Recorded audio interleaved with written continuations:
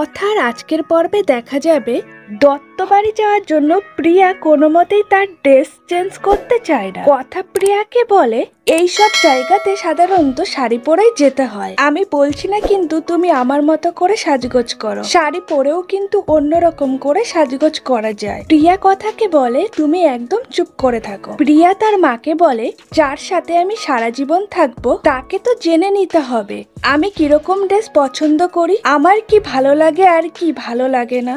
আমি এই ড্রেসটা পরেই যাব, তার যদি পছন্দ হয় আমাকে এভাবেই পছন্দ করতে হবে। এরপর প্রিয়া আপন মনে ভাবে এই পোশাকে ছেলেটা আমাকে দেখলেই আমাকে না করে দেবে, ছেলেটা না করলেই ওর বাড়ির লোকও আমাকে না করে দেবে। কথা নূপুরের কাছে গিয়ে বলে কাকিয়া প্রিয়া কি এই বিয়েটা করতে চাইছে না, ও কি ইচ্ছে করেই এই ধরনের পোশাক পরলো। নূপুর বলে হতে পারে কথা, আজকালকার মেয়ে তো কেরিয়ারটাকেই বড় করে দেখে। এরপর অগ্নিব বলে পি তো যেতে রাজি হয়েছে, এইভাবে যাক না, অসুবিধাটা কোথায়। আমাদের ক্যাফেতে এই ধরনেরই পোশাক পরে মেয়েরা আসছে, আজকাল ওই ট্রেডিশনাল শাড়ি পরেই যেতে হবে তার কোনো রুলস নেই। তাছাড়া ওরা আগে পিকে মানুষ হিসাবে তো চিনুক, জানুক মেয়েটা কেমন। আমি বলছি কোনো অসুবিধা নেই।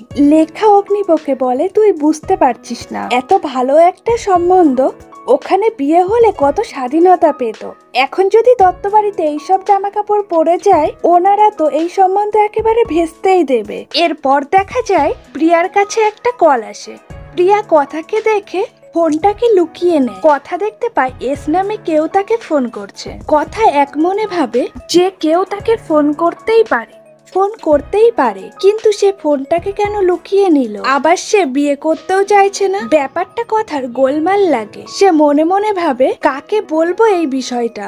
এরপর সবাই দত্তবাড়িতে পৌঁছে যায়। এরপর লেখা পরিবারের সবাইকে দত্তবাবুর সাথে পরিচয় করিয়ে দেয়।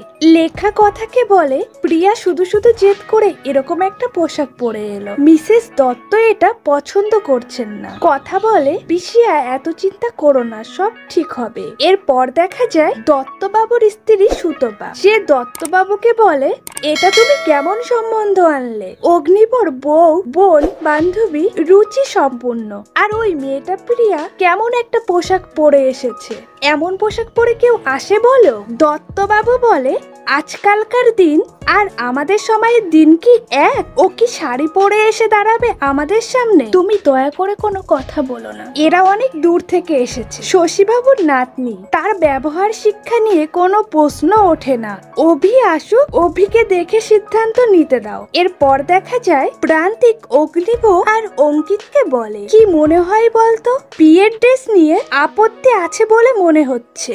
অঙ্কিত বলে আমাদেরও কিন্তু ছেড়ে কথা বললে চলবে না, পাত্রকে বাজিয়ে নিতে হবে, বিয়ের ভবিষ্যতের ব্যাপারে। কিন্তু অগ্নিব বলে আমাদের পরীক্ষায় পাশ করলেই তবেই বিয়ে ফাইনাল হবে, তার আগে নয়। দত্তবাবু কথাকে বলে কথাকলি তুমি তো নিশ্চয় উলংটি সম্পর্কে জানো, যা একটি দামি ব্র্যান্ডের চা। কথা উলংটি সম্পর্কে অনেক কথাই বলে। দত্তবাবু বলে আমি ভাবতে পারিনি চায়ের সম্পর্কে কারোর এত জ্ঞান থাকতে পারে। কথা বলে সবটাই আমার পুঁথিগত জ্ঞান, লাইব্রেরিতে বিভিন্ন গবেষণার পত্রিকাতে পড়েছি, তবে এত দামি চা খাওয়ার সৌভাগ্য হয়নি। দত্তবাবু বলে তাহলে এখন খেয়ে দেখো। এরপর সেখানে উপস্থিত হয় অভি। দত্তবাবু অভিজিৎকে সবার সাথে পরিচয় করিয়ে দেয়। প্রিয়ার ফোনে বারবার ফোন আসা দেখে কথার মনে সন্দেহটা বেড়েই চলেছে। এরপর দত্তবাবু বলে যদি কোনো অসুবিধা না থাকে অভিজিৎ আর প্রিয়া আলাদাভাবে নিজেদের মধ্যে কথা বলে নেই। প্রিয়া মনে মনে ভাবে আজকে যদি এখানে সবাই আমাকে পছন্দ করে তাহলে আমি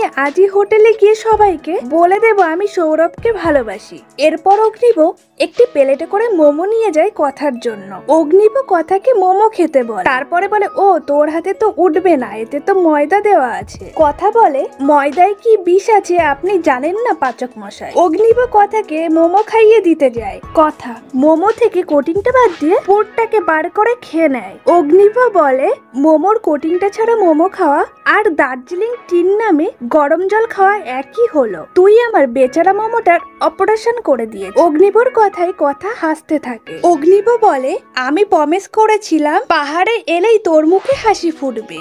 আমি কিন্তু আমার প্রমিস রেখেছি। ম্যাডি একদমই সহ্য করতে পারছে না। সে মনে মনে ঠিক করে এবার কথাকে একটা শিক্ষা দেবে। দত্তবাবু তার স্ত্রীকে বলে, ফ্যামিলিটা কিন্তু খুব ভালো। সুতপা দেবী বলে, আমার কিন্তু একদমই মেয়েটাকে পছন্দ না। কোথায় কি ড্রেস পরতে হয় মেয়েটা জানেই না। এরপর দেখা যায় অভিজিৎ পিয়াকে বলে, আমার কিন্তু খুব ভালো লেগেছে, আপনি এমন ক্যাজুয়াল ড্রেসে এসেছে। সাধারণত মেয়েরা এই দিনে শাড়ি পরে আসে, আপনি সেই ধারণা ভেঙেছেন। প্রান্তিক অঙ্কিতকে বলে, আমরা এত কিছু ভাবলাম, ছেলেটা এমন ক্যাজুয়ালি সবকিছু মেনে নিল। প্রিয়া মনে মনে ভাবে, এত কিছু করেও কোনো কাজ হলো না, উল্টে সে নিজেই কেস খেয়ে গেল। এরপর সে ঠিক করে এমন কিছু বলবে যা শুনে সে নিজেই সম্পর্ক কাটিয়ে দেবে। এরপর প্রিয়া অভিজিৎকে বলে, আমার কিছু বাজে অভ্যাস আছে, দেরিতে ঘুমাই আর দেরিতেই উঠি, আর সবাই বলে বিয়ের পর বাড়ির কাজ করতে হয়, আমি কিন্তু বাড়ির কোনো কাজকর্ম পারি না। অভিজিৎ বলে, এইসব কোনো সমস্যা নয়। প্রিয়া মনে মনে ভাবে, যে করেই হোক বিয়েটা তাকে ভাঙতেই হবে। কথা জুনি ঋতুকে ডেকে বলে, আমার না মনে হচ্ছে প্রিয়া বিয়েটা করতে চাইছে, ওর একটা ফোন আসছে আর ও বারবার কেটে দিচ্ছে। জুনি কথাকে বলে, তুই এই ব্যাপারে কোনো গোয়েন্দাগিরি করতে যাবি না। তারপর দত্তবাবু অগ্নিবকে নর্থ বেঙ্গলে নতুন ব্যবসা শুরু করার প্রস্তাব দেয়। যেহেতু অগ্নিবর দাদু এক সময় দত্তবাবুর ব্যবসার জন্য সাহায্য করেছে, আর তার জন্য সমস্ত রকম সাহায্য তিনি করবেন। ম্যাডি অগ্নিবর অ্যাটেনশন পাওয়ার জন্য মনে মনে বলে, যেভাবেই হোক অগ্নিবর জীবন থেকে কথাকে সে সরিয়েই ছাড়বে, তার জন্য যা করতে হয় সে করবে। এরপর দেখা যায় অগ্নিবর কাকা কথাকে বলে, তাহলে কি বাড়িতে আবার বিয়ে লাগছে? সে প্রচন্ড এক্সাইটেড হয়ে যায়। অগ্নিব বলে, পিয়া মত দিলেই হবে, তার আগে নয়। এরপর কথা ভাবে, প্রিয়া এই বিয়েতে মত দেবে তো? আগামী পর্বে দেখা যাবে প্রিয়া কাউকে ফোনে বলে, আমরা কাল সকালেই দেখা করি সানসেট কর্নারে। কথা পেছন থেকে পিয়ার সব কথা শুনে ফেলে। কথা বলে, আমাকে জানতেই হবে পিয়া কিসের মধ্যে জড়িয়ে পড়ছে। পরের দিন সকাল হতেই কথা পিয়ার পিছু করে। এরপর কথা আড়াল থেকে দেখতে পায় সে একটি ছেলের সাথে দেখা করতে এসেছে। ভিডিওটি ভালো লাগলে অবশ্যই লাইক, কমেন্ট, শেয়ার করবেন। ডেইলি নিত্য নতুন ভিডিও পেতে ছায়াছবির জগৎ চ্যানেলটিকে সাবস্ক্রাইব করতে ভুলবেন না।